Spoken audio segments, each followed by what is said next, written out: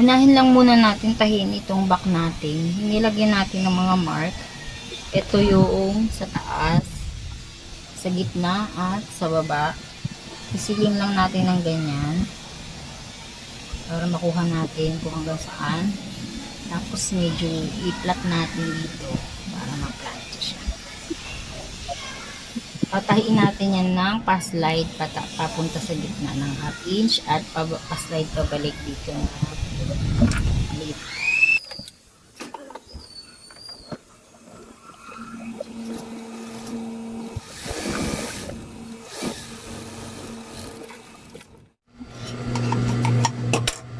Ganun din yung sa kabila. Dalawa siya guys eh, magkapares.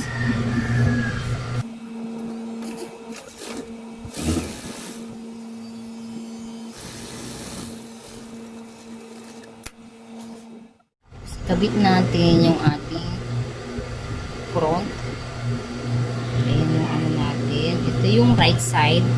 Dapat kaharap niya rin yung right side ng front.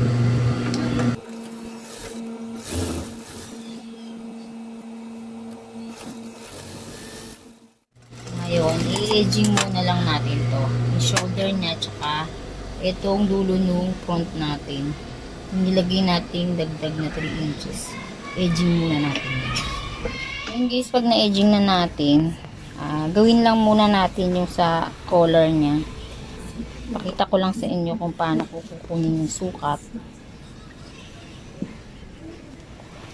ng collar. Ito mayroon tayong ginupit na maliit. Ito pilang natin dyan. Mag-aspili tayo.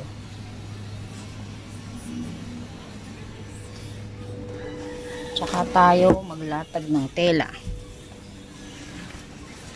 Ito yung kukuhaan natin ng collar.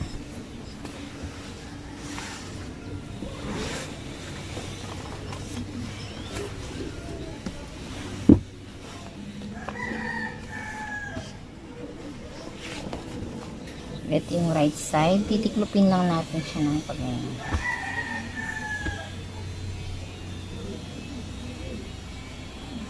Ito yung center fold. Meron tayong center fold. Tatapat din natin yung center fold ng back.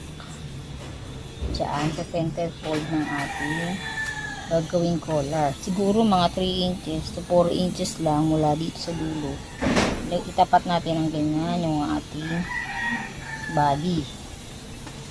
Sa pagtapat natin ng ganyan, gugitan lang natin para makuha natin yung pag-curve niya.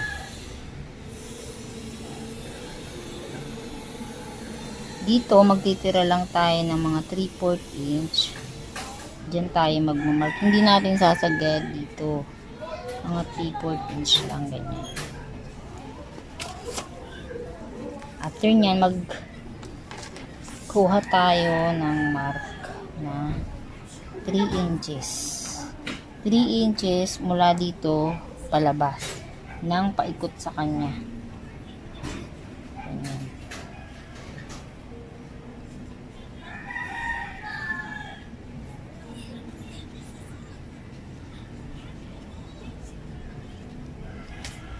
Tsaka natin guguhitan na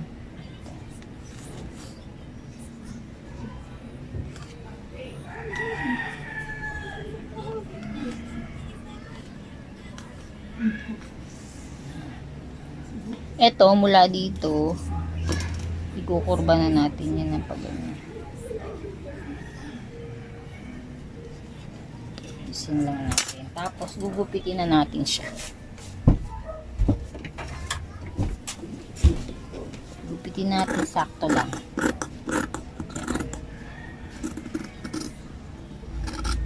Dito maglalagay lang tayo ng allowance na 1/4 inch. Dito lang sa isang dulo. Papunta na dyan ng walang allowance.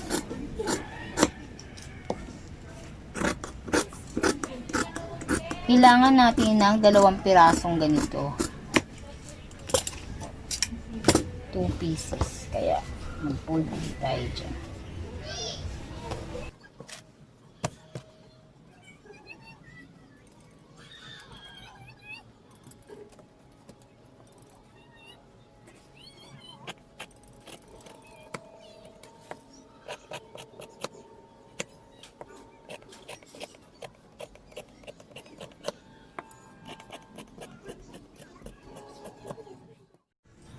Ayan. Pag nagawa na natin yan, kuha naman tayo ng pambayas natin.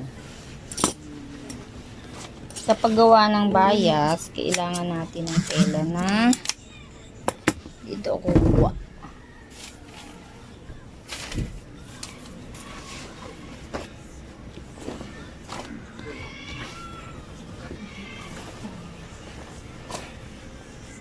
Ito yung tela natin na pahalang sa width. Ito yung pababa.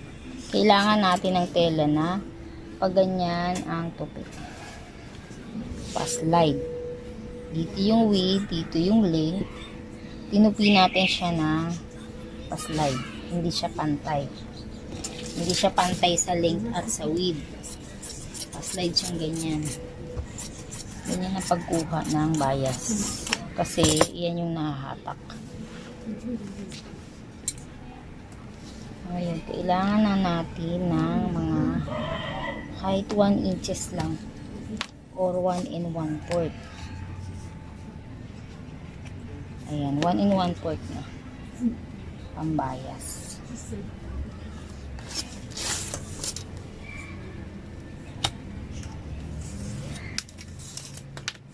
Saka natin gupitin.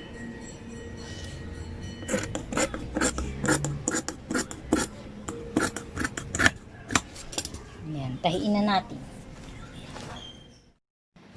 Bago natin ikabit yung collar natin sa ating body, prepare muna natin siya or assemble muna natin siya.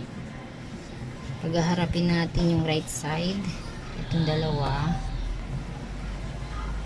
tsaka natin siya tahiin. Paikot dito sa mga gilid ng ating collar.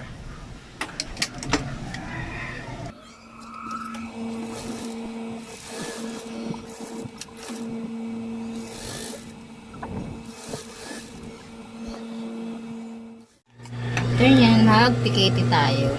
Yung mga maliliit na gupit lang na huwag natin matatamaan yung tahit natin sa mga pa-curve niya.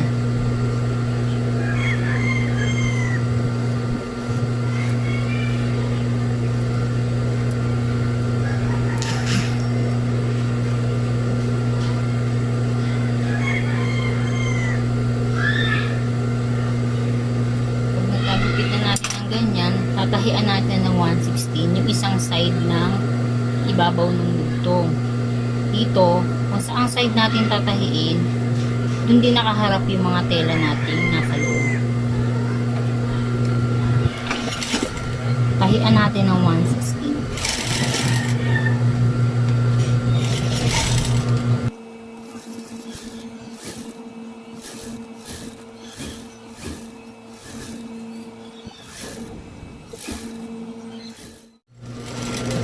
After nyan, pantayin na natin to.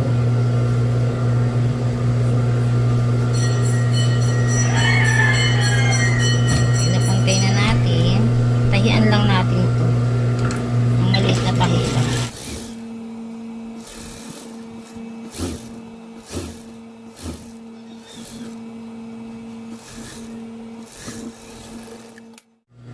Yun, yung mga sobra natin na nakalihis na ganyan, tela, medyo gupitin natin siya.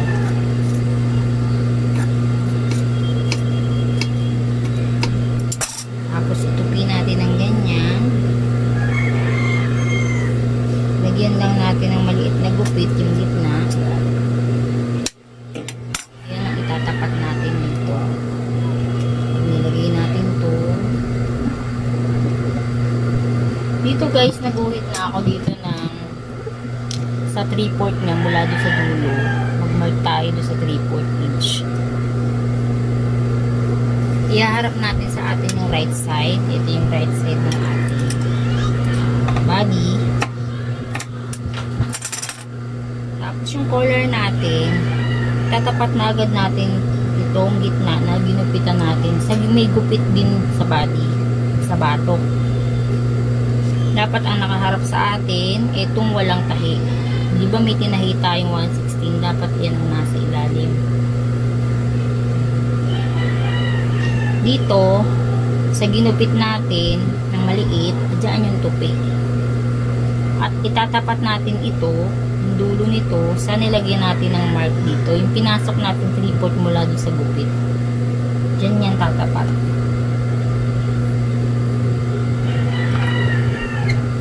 Ayan, tatayin na natin. Ang pakain natin is 1/4 inch lang. Napakainan natin ng ganyan, pwede na natin isabay itong ating bias diyan na nakapatong ng ganyan. Ito ang tahi.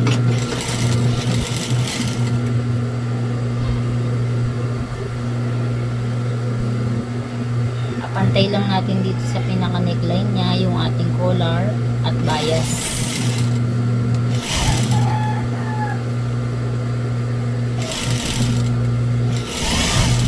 Pagdating sa gitna, tanggalin na lang natin yung aspili. Dahan natin tayo. Dito magpe-prepare tayo. Pwede natin itong lagyan na ng aspili. Ito yung tupi natin, ito yung mark. Tatapat natin sa minark itong collar, yung dulo ng collar.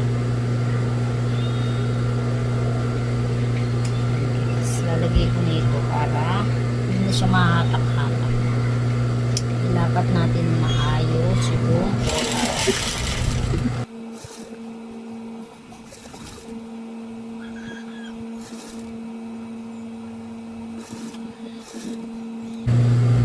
aspili, tsaka natin pasadahan.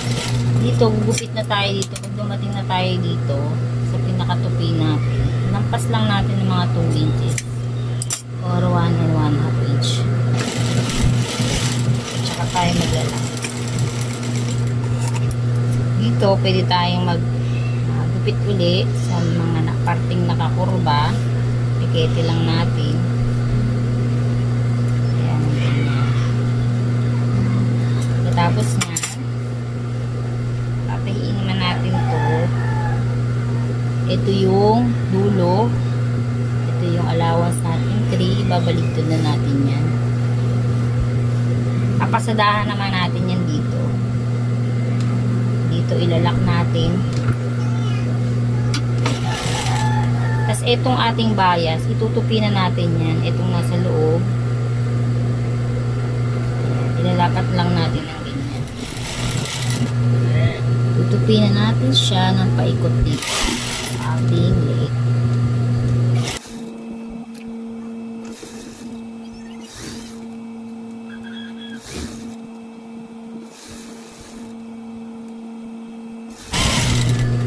Ganun din dito ilalabas natin yan. Tsaka natin tutupi na to.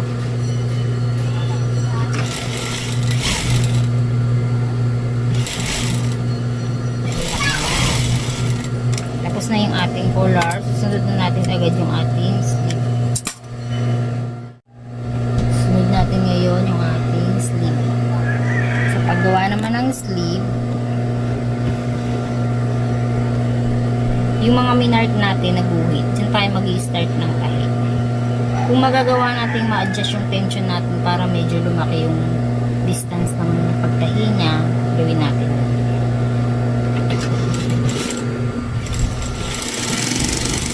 Tatahian lang natin ito. Hugutin natin yan mamaya para magkaroon ng shearing.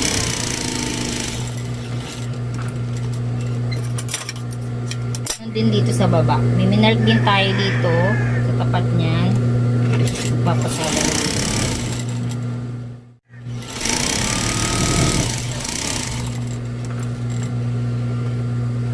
Ayan. Gawin natin natin yan sa 2 pirasong sleeve.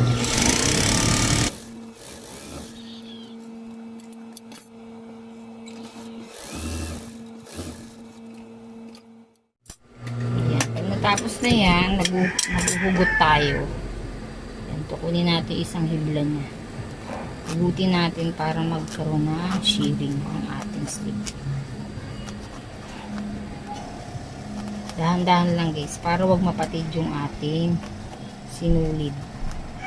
Kasi pag napatid yan, di na natin magagawang ganito. Magtatahi naman tayo.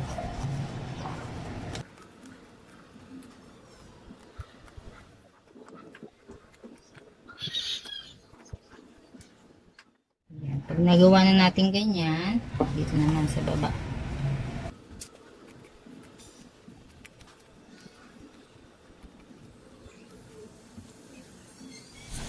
Sa isa naman.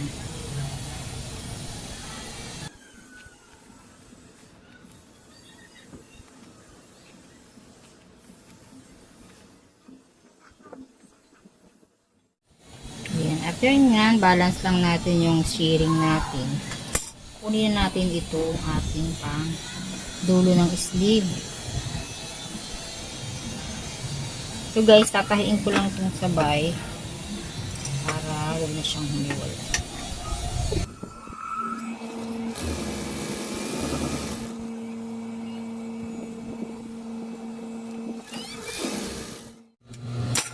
Ayan. Ito yung ating right side. Hanapin lang natin yung right side natin.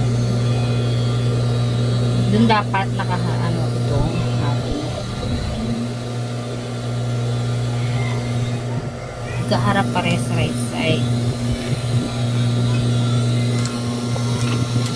Kung gaano kahaba yung ginawa natin ganito sa armhole natin, may allowance lang po na 1 inches yung sa pinaka-sleeve wrist nya. Yun yung paglalapatan natin itong ginawa natin sleeve. Dapat maging pantay siya. Kaya mag-a-adjust tayo dito sa siniring natin. Papasadahan natin sa tapat lang nung tinihian natin una. Siniring natin. Gawin natin siya sa 2 piraso.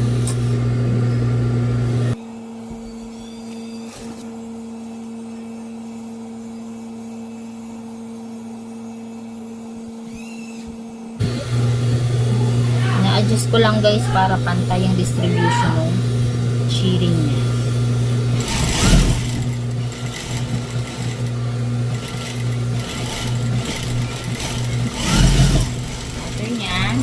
Kakabit muna natin siya sa body bago natin i-edging. Ito yung shoulder niya. Ito. Kakabit lang natin ito. Meron tayong piniketi kaninang ginupit dito. Yun ang itatapat natin dito sa may angat lang natin ng mga 1/2 inch dito sa shoulder. Tsaka natin dito ikakabit. Kabit, alay lang guys, mailapat natin maayos yung tela natin na may shearing. Ibabalance lang din natin.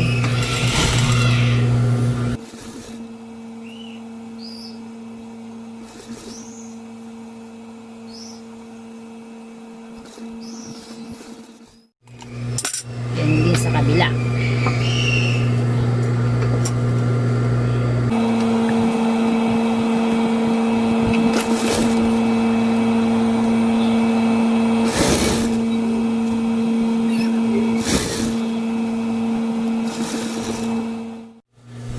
I-edgingin ko muna itong sleeve natin, yung dulo ng sleeve kabilaan.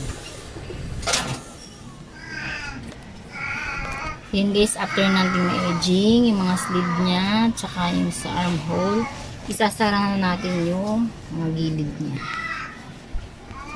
Papantayin lang natin dito.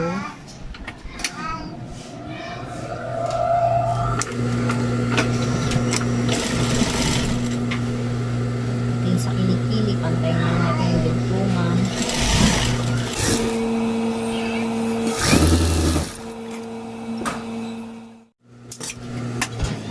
After nyan, i-edging uli natin to, yung mga gilid, tsaka yung laylayan.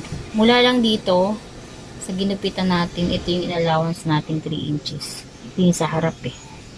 Hanggang dito lang i-edging natin. Hanggang sa kabilang may ganito rin. Ayan, after natin siyang na-edging, ito na yung ano niya eh, tupi niya. Dapat nasa loob siya. Pero ngayon, itong dulo lang naman, na may allowance ng 3 inches. Kung hanggang saan yung ginupitan natin, diba hanggang dyan lang tayo nag-edging. Ganyan natin itutupi. Pag ganyan, tsaka natin tatahian dito. Maglagay lang tayo ng mark na mga 1 inches or 1 1/4 dito. Diretso natin yan dito. Tatahian natin yan ng diretso pag ganyan. Ganon din yun sa kabila. Apalabas siya guys ng tela natin. Para mamaya ibabaligtad natin siya. Nasa loob na siya. Lock lang natin ng ganyan. Ganun din itong sa kabila. Papalabas naman siya. Mark tayo.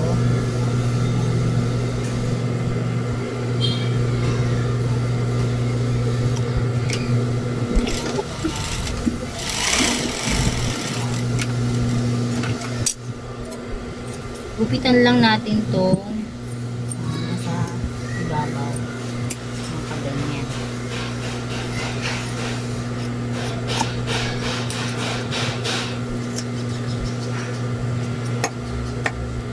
After nyan, ibabaligtad na natin yan ng ganyan.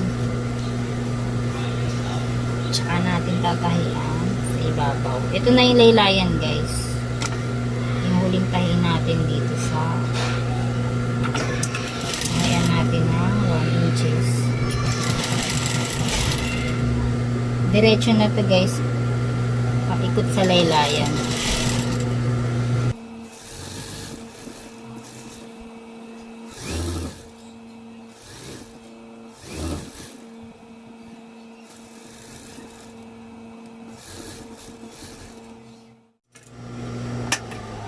Guys, tapos na siya guys. Sunod na ang ibubutan ko.